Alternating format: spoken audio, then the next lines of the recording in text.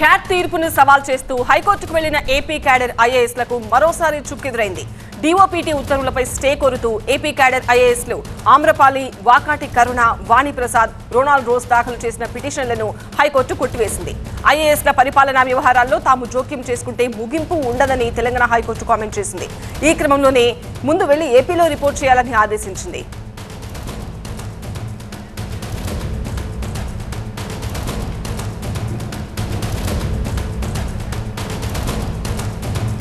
మా ప్రతినిధి ప్రణీత మరింత సమాచారం లైవ్ లో అందిస్తారు. ప్రణీత, వీళ్ళు దాఖలు చేసిన పిటిషన్లను హైకోర్టు కొట్టివేయడానికి ఏం కారణాలున్నాయి అండ్ వీళ్ళు ఎప్పుడు ఏపీలో రిపోర్ట్ చేయబోతున్నారు?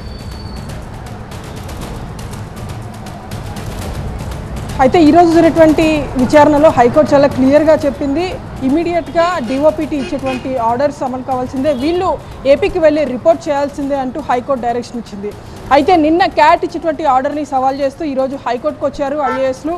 హైకోర్టు సైతం క్యాట్ ఇచ్చేటువంటి తీర్పునే సపోర్ట్ చేసింది. ఎక్కడ కూడా ఏదైతే వీళ్ళు కోరినట్టు నవంబర్ 4 వరకు క్యాట్లో నెక్స్ట్ హియరింగ్ నవంబర్ 4 ఉంది. సో నవంబర్ 4 వరకు రిలీవ్ కాకుండా ఉండేలా ఆదేశాలు ఇవ్వాలని ఐఏఎస్ తరపు న్యాయవాదులు కోర్టును కోరారు. కానీ హైకోర్టు దానికి కూడా అంగీకరించలేదు. దీంతో పాటు రెండు రాష్ట్ర ప్రభుత్వాలు, అటు ఏపీతో పాటు తెలంగాణ రాష్ట్ర ప్రభుత్వం సైతం ఐఏఎస్లని ఒక 10 to 15 డేస్ వరకు రిలీవ్ చేయకుండా ఉండేందుకు కన్సిడరేషన్ చేయాలంటూ నిన్న ఏపీ ప్రభుత్వం, ఈరోజు తెలంగాణ ప్రభుత్వం సెంట్రల్కి లెటర్ రాశాయి. సో ఆ లెటర్ కాపీస్ని సైతం ఈరోజు ఐఏఎస్ తరపు అడ్వకేట్స్ హైకోర్టుకి వాటిని కూడా సబ్మిట్ చేశారు. కానీ అన్ని కన్సిడరేషన్లోకి తీసుకున్న తర్వాత హైకోర్టు ఇండికేషన్ మాత్రం చాలా క్లియర్గా ఉంది. సీనియర్ ఐఏఎస్గా ఉన్నటువంటి మీరు ప్రజల్లోకి వెళ్ళి మరింత మెరుగైనటువంటి సేవ చేయడానికి ఉన్నటువంటి అభ్యంతరం ఏంటి, దాంతో ప్రాంతానికి ఉన్నటువంటి సంబంధం ఏంటి అనేటువంటి ఒక క్లియర్ మెసేజ్ని అయితే ఐఏఎస్ తరపు న్యాయవాదులకు చెప్పింది.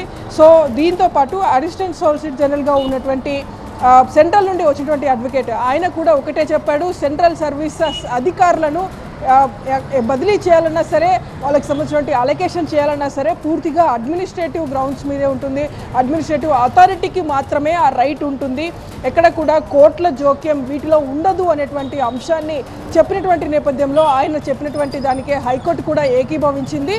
సో డిఓపిటీ ఇచ్చేటువంటి ఆర్డర్స్ని పాటించాల్సిందే, వీళ్ళు ఏపీకి వెళ్ళి రిపోర్ట్ చేయాల్సిందిగా చెప్పింది. సో తదుపరి ఐఏఎస్లు ఎట్లా ప్రొసీడ్ అవుతారనేటువంటి చూడాలి. రెండు రాష్ట్ర ప్రభుత్వాలు రిలీవ్ చేస్తే వాళ్ళు ఇమీడియట్లీ అక్కడ ఆయా రాష్ట్ర సిఎస్ల ముందు రిపోర్ట్ చేయాల్సి ఉంటుంది. ఒకవేళ లేదు సుప్రీంకోర్టుకు వెళ్ళి అప్పీల్ చేసుకుంటే కనుక సో సుప్రీంకోర్టులో మళ్ళీ ఆ కేసు హియరింగ్కి బెంచ్ మీదకి వచ్చి మళ్ళీ సుప్రీంకోర్టు నుండి వాళ్ళకు ఊరట లభిస్తే తప్ప ఫర్దర్ వీళ్ళ రిలీవింగ్కి కానీ తదుపరి వేరే స్టేట్లో ఉండేటువంటి పోస్టింగ్కి కానీ వెసులుబాటు ఉండదు. సో ఖచ్చితంగా ఈరోజు రాత్రిలోపే తెలంగాణ నుండి కానీ ఏపీ ప్రభుత్వం నుండి కానీ వీళ్ళకి రిలీవింగ్ ఆర్డర్స్ రావాల్సిందే. సో ఫర్దర్ వీళ్ళు నైబర్ స్టేట్కి వెళ్ళి రిపోర్ట్ చేయాల్సినటువంటి పరిస్థితి అయితే ప్రస్తుతం ఐఏఎస్లకు ఉంది. Right Praneetha. Second super exclusive news చూస్తే మంత్రి కొండా సురేఖపై ఫిర్యాదు చేసేందుకు ఢిల్లీ వెళ్లాలనుకున్న వరంగల్ ఎమ్మెల్యేలు వెనక్కి తగ్గారు. తెలంగాణ కాంగ్రెస్ వ్యవహారాల in charge Deepadas Munshi, TPCC chief Mahesh Kumar Goud హామీతో ఢిల్లీ టూర్ వాయిదా వేసుకున్నారు. త్వరలోనే సమస్య పరిష్కరిస్తామని, లేని పక్షంలో ఢిల్లీ వెళ్లాలని ఇరువురు ముఖ్య నేతలు స్పష్టం చేయడంతో ఢిల్లీ టూర్ను వాయిదా వేసుకున్నారు వరంగల్ కాంగ్రెస్ ఎమ్మెల్యేలు. ఇక గత కొద్ది రోజులుగా తెలంగాణ రాజకీయాల్లో మంత్రి కొండా సురేఖ వ్యవహారం హాట్ టాపిక్ గా మారింది. కొండా సురేఖ తీరుతో ఇటీవల జరుగుతున్న వరుస పరిణామాలు కాంగ్రెస్ పార్టీకి తలనొప్పిగా తయారయ్యాయి. తాజాగా ఉమ్మడి వరంగల్ జిల్లాలోనూ సొంత పార్టీ ఎమ్మెల్యేలకు కొండా సురేఖ వ్యవహార శైలి ఇబ్బందికరంగా మారింది. ఈ క్రమంలోనే కొండా సురేఖపై మహేష్ కుమార్ గౌడ్, దీపాదాస్ మున్షికి ఫిర్యాదు చేశారు వరంగల్ జిల్లా కాంగ్రెస్ ఎమ్మెల్యేలు. ఇదే అంశానికి సంబంధించి మరింత సమాచారాన్ని మా ప్రతినిధి అశోక్ అందిస్తారు. అశోక్, కొండా సురేఖ వ్యవహారం చిలికి గాలివాన్లాగా మారుతుంది. ఏదైతే ఇన్సైడ్ ఉన్నటువంటి గొడవలు కాస్త ఢిల్లీకి వెళ్ళే పరిస్థితి మనకు కనిపిస్తుంది. అటు ఫ్లెక్సీ వివాదం నుంచి కొనసాగుతున్నటువంటి కొండా సురేఖ వివాదం, అటు పీసీసీ ప్రెసిడెంట్తో పాటు దీపాదాస్ మున్షిని కూడా కలిసి అక్కడ ఉన్నటువంటి నాయకులు మొత్తం 7 ఎమ్మెల్యేలు, ఎమ్మెల్సీలు మొత్తం కూడా కలిసి ఆమె మీద చర్యలు తీసుకోవాలని చెప్పి కూడా అటు దీపాదాస్ మున్షిని కూడా కలిసిన పరిస్థితి మనకు కనిపిస్తుంది. ఈరోజు ఉదయం మహేష్ గౌడ్ని ఎమ్మెల్యే క్వార్టర్స్లో కూడా కలిసి ఖచ్చితంగా చర్యలు తీసుకోవాలి, లేకపోతే మేము ఢిల్లీకి వెళ్తామని కూడా వాళ్ళు ఒక అల్టిమేటాన్ని కూడా ఇచ్చిన పరిస్థితి మనకు కనిపించింది. అయితే పూర్తి స్థాయిలో ఒక్క ఆమె ప్రాంతంలోనే కాకుండా మిగతా ఎమ్మెల్యేల ప్రాంతంలో కావచ్చు, ఎమ్మెల్సీల ప్రాంతంలో కావచ్చు, అన్ని నియోజకవర్గాలకు కూడా ఆమె వేలు పెడుతున్నారని చెప్పి మాకు సంబంధించినటువంటి నామినేటెడ్ పోస్టులకు సంబంధించిన దానిపైన కూడా ఆమె దగ్గరుండి మరి మాట్లాడుతున్నారని కూడా అటు నాయకులు మిగతా పీసీసీ ప్రెసిడెంట్ కావచ్చు, దీపదాస్ మున్షి కావచ్చు ఫిర్యాదు చేసిన పరిస్థితి కనిపించింది. కానీ వాళ్ళు సద్దుమణిగించే ప్రయత్నం చేసినప్పటికీ కూడా ఢిల్లీకి వెళ్ళి తెలుసుకుంటామని చెప్పి కూడా అటు ఢిల్లీలో ఉన్నటువంటి కేసీ వేణుగోపాల్ అపాయింట్మెంట్ కూడా కోరిన పరిస్థితి మనకు కనిపించింది. రేపు ఢిల్లీకి వెళ్దామని కూడా పూర్తి స్థాయిలో నిర్ణయించుకున్న పరిస్థితి మనకు కనిపిస్తుంది. కానీ అటు దీపదాస్ మున్షి అటు పీసీసీ ప్రెసిడెంట్ కూడా మరొకసారి ఈ అంశానికి సంబంధించి వాళ్ళతో ఫోన్లో మాట్లాడడం కూడా జరిగింది. త్వరలోనే ఈ సమస్యకు తగు పరిష్కారం చూస్తామని కూడా చెప్పిన పరిస్థితి మనకు కనిపిస్తుంది. అటు కొండా సురేఖ వైపు నుంచి ఇన్సైడ్ ఉన్నటువంటి నాయకులు కావాలని చెప్పి తమ పైన బురద చల్లే ప్రయత్నం చేస్తున్నారని చెప్పి దాని గురించి త్వరలోనే మాట్లాడతానని చెప్పి కూడా ఆమె చెప్పిన సిచ్యువేషన్స్ మనం చూస్తున్నాం. ఒకవైపు ఎమ్మెల్యేలు కొండా సురేఖ చేస్తున్నటువంటి పనులు కరెక్ట్గా లేదని కూడా వాళ్ళు చెప్తున్న నేపథ్యం చూస్తున్నాం. అటు కొండా సురేఖనేమో అక్కడ ఉన్నటువంటి నాయకులు కావాలని తమ పైన బురద చల్లే ప్రయత్నం చేస్తున్నారని చెప్పి ఆమె కూడా చెప్తున్న నేపథ్యంలో ఇది ఎటువైపు వెళ్తుందని మాత్రం వేచి చూడాల్సిన అవసరం కనిపిస్తుంది. ప్రస్తుతానికైతే ఢిల్లీకి వెళ్ళాలనుకున్నటువంటి వరంగల్ ఎమ్మెల్యేలు కావచ్చు, ఎమ్మెల్సీలు కావచ్చు ఆ పరిస్థితిని వాయిదా వేసుకున్న సిచ్యువేషన్ అయితే మనకు కనిపిస్తున్నాయి. కేవలం ఇటు పీసీసీ ప్రెసిడెంట్ కావచ్చు, అటు దీపదాస్ మున్షి కావచ్చు చెప్పిన మాటలకి సద్దుమణిగి ఈ పరిష్కారం చేస్తాము, ఈ సమస్యకు పరిష్కారం చూపిస్తామని చెప్పిన నేపథ్యంలో వాళ్ళైతే వాయిదా వేసుకున్న పరిస్థితి మనకు కనిపిస్తుంది. మరి ఏ విధంగా దీన్ని సర్ట్అవుట్ చేస్తారు, అందరినీ కూర్చోబెట్టి మాట్లాడతారా లేకపోతే ఇంకేదైనా నిర్ణయం తీసుకుంటారని మాత్రం వేచి చూడాల్సిన అవసరం కనిపిస్తుంది. Right Ashok. Third exclusive news. AP రాజధాని అమరావతిపై కూటమి ప్రభుత్వం స్పెషల్ ఫోకస్ పెట్టింది. దానిలో భాగంగా కాసేపట్లో ముఖ్యమంత్రి చంద్రబాబు నేతృత్వంలో సిఆర్డీఏ సమావేశం జరగనుంది. అమరావతి విషయంలో కీలక నిర్ణయాలు తీసుకున్నట్టుగా తెలుస్తోంది. ఏపీలో చంద్రబాబు సారథ్యంలోని కూటమి ప్రభుత్వం అధికారంలోకి వచ్చాక అమరావతిలో పనులు వేగంగా కొనసాగుతున్నాయి. కూటమి సర్కార్ అధికారంలోకి వచ్చిన వెంటనే జంగిల్ క్లియరెన్స్ కు ఆదేశాలు ఇవ్వడంతో పనులు శరవేగంగా కొనసాగుతున్నాయి. సుమారు 24,000 ఎకరాల్లో ఆగస్టులో ప్రారంభమైన జంగిల్ క్లియరెన్స్ పనులు ఆల్మోస్ట్ పూర్తయ్యాయని చెప్పొచ్చు. 96% వరకు కంప్లీట్ అయ్యాయి. భారీ వర్షాల కారణంగా కొన్ని రోజుల పాటు ఆటంకం ఏర్పడిన ముళ్లకంపలు, చెట్ల తొలగింపు ప్రక్రియ మళ్లీ వేగంగా కొనసాగుతోంది. దీనికి అనుగుణంగానే కూటమి ప్రభుత్వం మరి కాసేపట్లో కీలక నిర్ణయాలు తీసుకోబోతోంది. పూర్తి వివరాలించడానికి మా అసోసియేట్ ఎడిటర్ ఈశ్వర్ లైవ్ లో సిద్ధంగా ఉన్నారు. ఈశ్వర్, సో రాజధాని అమరావతిపై ఫుల్ ఫోకస్డ్ గా వర్క్ చేస్తోంది ప్రభుత్వం. ఎలాంటి నిర్ణయాలు తీసుకోబోతున్నారు ఈ సమావేశంలో అంటే ఏం చెప్తారు?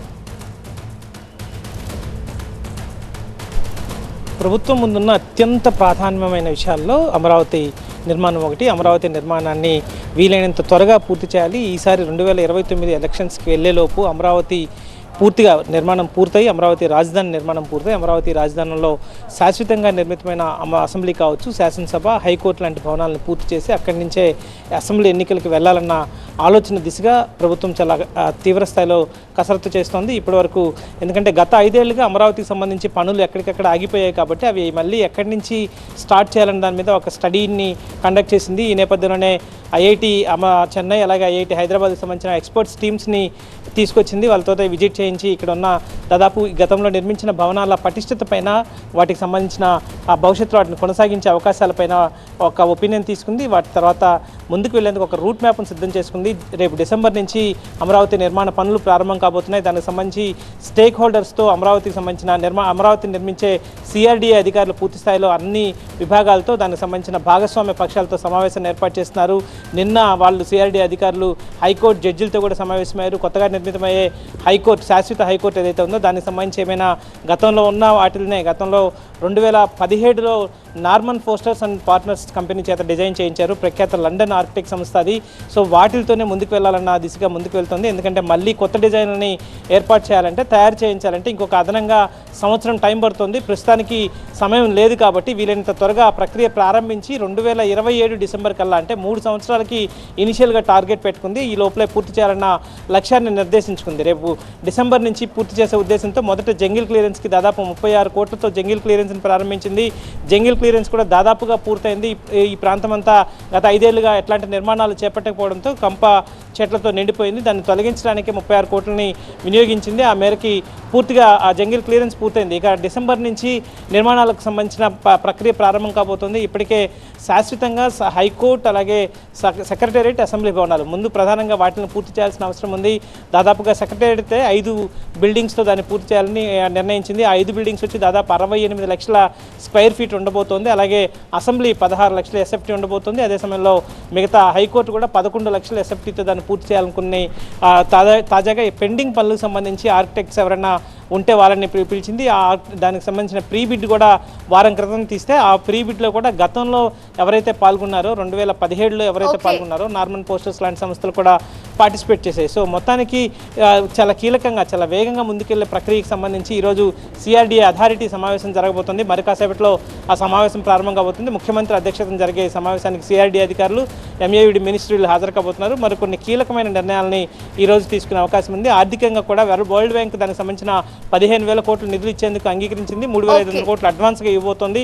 సో ఇవన్నీ డిసెంబర్ కల్లా పూర్తి చేసుకుని డిసెంబర్ నుంచి నిర్మాణాల ప్రక్రియకి శ్రీకారం చుట్టబోతోంది. Right Eshwar. Coming to fourth news, Maharashtra ఎన్నికల స్కెడ్యూల్ విడుదలతో ఆ రాష్ట్ర రాజకీయం ఒక్కసారిగా హీట్ ఎక్కుతోంది. అధికార ప్రతిపక్షాలు కూటములుగా ఏర్పడి యుద్ధానికి సిద్ధమవుతున్నాయి. ఈ క్రమంలోనే అందరికంటే ముందే మహారాష్ట్ర అధికార కూటమి స్పీడ్ పెంచింది. మహాయుతి కూటమి తమ సీఎం అభ్యర్థిని ప్రకటించింది. ఏక్నాథ్ షిండే తమ సీఎం అభ్యర్థిగా ఉంటారని డిప్యూటీ సీఎం దేవేంద్ర ఫడ్నవీస్ సంచలన ప్రకటన చేశారు. అంతేకాదు తాము సీఎం అభ్యర్థిని ప్రకటించామని, మహావికాస్ అఘాడి కూటమి కూడా సీఎం అభ్యర్థిని ప్రకటించాలని ఫడ్నవీస్ సవాలు చేయడం కాకరేపుతోంది.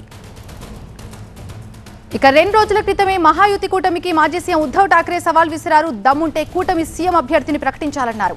మహాయుతి కూటమి సీఎం అభ్యర్థిని ప్రకటించిన వెంటనే తాము కూడా సీఎం అభ్యర్థిని ప్రకటిస్తామన్నారు. అయితే మహాయుతి కూటమి సీఎం అభ్యర్థిగా ఏక్నాథ్ షిండేని అనౌన్స్ చేయడంతో మహావికాస్ అఘాడి కూటమి ఎలాంటి నిర్ణయం తీసుకుంటుందన్నది ఇప్పుడు ఆసక్తిగా మారింది. పూర్తి సమాచారం మా ప్రతినిధి విద్యాసాగర్ అందిస్తారు. విద్యాసాగర్, మహారాష్ట్ర రాజకీయాలు కాకరేపుతున్నాయి. మరి మహా వికాస్ అఘాడి కూటమి ఎలాంటి డెసిషన్ తీసుకుంటున్నది ఇప్పుడు మహా ఉత్కంఠగా మారింది. దీనికి సంబంధించి మీ దగ్గర ఉన్న అప్డేట్స్ ఏంటి? ఎస్, దేశం అంతా కూడా ఆసక్తిగా ఎదురు చూస్తున్నటువంటి మహారాష్ట్ర రాజకీయాల్లో ఎన్నికల షెడ్యూల్ విడుదలతోటి డెఫినెట్గా హీట్ ఎక్కిందని చెప్పాలి. ముఖ్యంగా మహా వికాస్ అఘాడి తరపున సీఎం అభ్యర్థి ఎవరు ఉండబోతున్నారు అన్నది ప్రస్తుతం నెలకొన్నటువంటి సస్పెన్స్. ఎందుకంటే గత కొద్ది రోజుల క్రితమే మహాయుతి ఏదైతే బీజేపీ, శివసేన, ఎన్సీపీ ఈ 3 పార్టీల కలయికతోటి మహాయుతి ఏర్పడింది.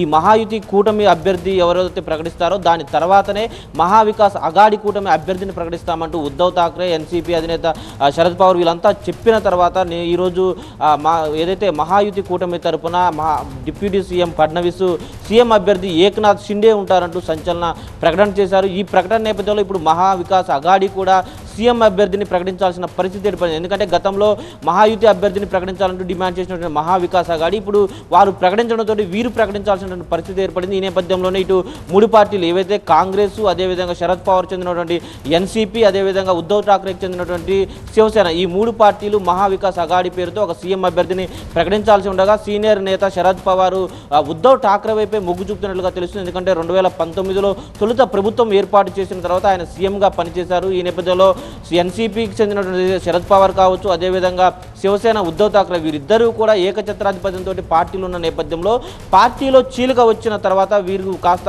వారి పార్టీలు వారి కాకుండా పోయినటువంటి నేపథ్యంలో ఇప్పుడు ఈ చీలిక పార్టీ రాజకీయాలు ఎటువైపు మలుపు తిరగబోతున్నాయి, ప్రజల ఎవరు పక్షాన ఉండబోతున్నారు. ఎందుకంటే మెజార్టీ నెంబరు అటు ఏక్నాథ్ షిండే ఉన్నటువంటి శివసేన, అదేవిధంగా అజిత్ పవార్ ఉన్నటువంటి ఎన్సీపీ వైపు ఉండడంతో అసలైన పార్టీలు వారివే అంటూ గుర్తింపు పొందాయి అసెంబ్లీలో.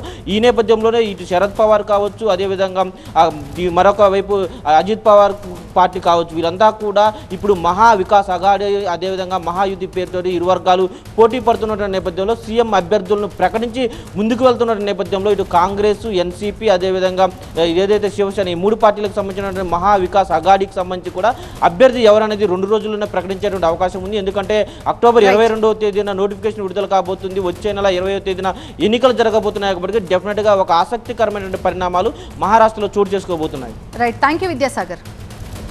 ఫైనల్ గా బంగాళాఖాతంలో ఏర్పడిన వాయుగుండ ప్రభావంతో తమిళనాడు, ఏపీలోని పలు జిల్లాల్లో భారీ వర్షాలు ముంచెత్తుతున్నాయి. ప్రస్తుతం ఆగ్నేయ బంగాళాఖాతంలో కేంద్రీకృతమైన వాయుగుండం పశ్చిమ వాయువ్య దిశగా కదులుతూ రేపు పుదుచ్చేరి, నెల్లూరు మధ్య తీరం దాటే అవకాశం ఉంది. దీంతో తమిళనాడు, ఏపీలోని నెల్లూరు జిల్లాలకు ఇవాళ రేపు రెడ్ అలర్ట్ జారీ చేసింది వాతావరణ శాఖ. ఇప్పటికే వాయుగుండ ప్రభావంతో తమిళనాడులోని పలు జిల్లాల్లో భారీ వర్షాలు కురుస్తున్నాయి. చెన్నైతో పాటు చుట్టుపక్కల జిల్లాలను వరదలు అతలాకుతలం చేస్తున్నాయి. దీంతో చెన్నై నగరానికి హై అలర్ట్ ప్రకటించింది వాతావరణ శాఖ. 2 రోజుల పాటు అతి భారీ వర్షాలు కురిసే అవకాశం ఉండడంతో ఆ జిల్లాలకు రెడ్ అలర్ట్ జారీ చేసింది. ఇక ఏపీలోని దక్షిణ కోస్తా, రాయలసీమ జిల్లాల్లో భారీ వర్షాలు పడుతున్నాయి. ఉమ్మడి నెల్లూరు, ప్రకాశం, చిత్తూరు, కడప జిల్లాల్లో భారీ వర్షాలు కురుస్తున్నాయి. తిరుపతి జిల్లాలో ఎడతెరిపి లేని వర్షంతో భక్తులు ఇబ్బందులు ఎదుర్కొంటున్నారు. తిరుపతి, చిత్తూరు, కడప, అన్నమయ్య, నెల్లూరు జిల్లాలకు ఫ్లాష్ ఫ్లడ్ వార్నింగ్ ఇచ్చింది వాతావరణ శాఖ. దీంతో ఆయా జిల్లాల్లో అధికార యంత్రాంగాన్ని ప్రభుత్వం అప్రమత్తం చేసింది. మరిన్ని అప్డేట్స్ తో మా ప్రతినిధి మురళి లైవ్ లో సిద్ధంగా ఉన్నారు. మురళి, మోస్ట్ అఫెక్టెడ్ ఏరియాస్ లో అధికారులు ఎటువంటి జాగ్రత్తలు తీసుకున్నారు అండ్ ఈ సిచ్యువేషన్ ఇంకా ఎన్ని రోజులు ఉండొచ్చు?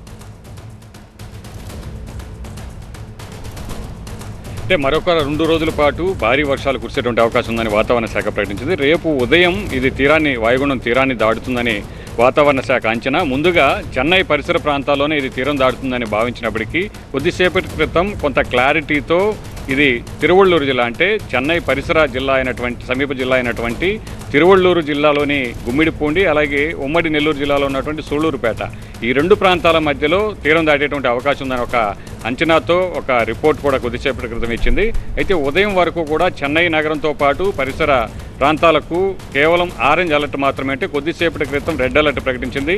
సో ఆ 4 జిల్లాల్లో, చెన్నై సహా సమీపంలో ఉన్నటువంటి 4 జిల్లాల్లో 20 సెంటీమీటర్ల వరకు కూడా వర్షపాతం నమోదయ్యేటువంటి అవకాశం ఉందని వాతావరణ శాఖ ప్రకటించింది. అయితే ఇది తీరాన్ని దాటిన తర్వాత దీని ప్రభావం అనేది గాలుల వేగంతో పాటు భారీ వర్షాలు కూడా కురిసేటువంటి అవకాశం ఉంది.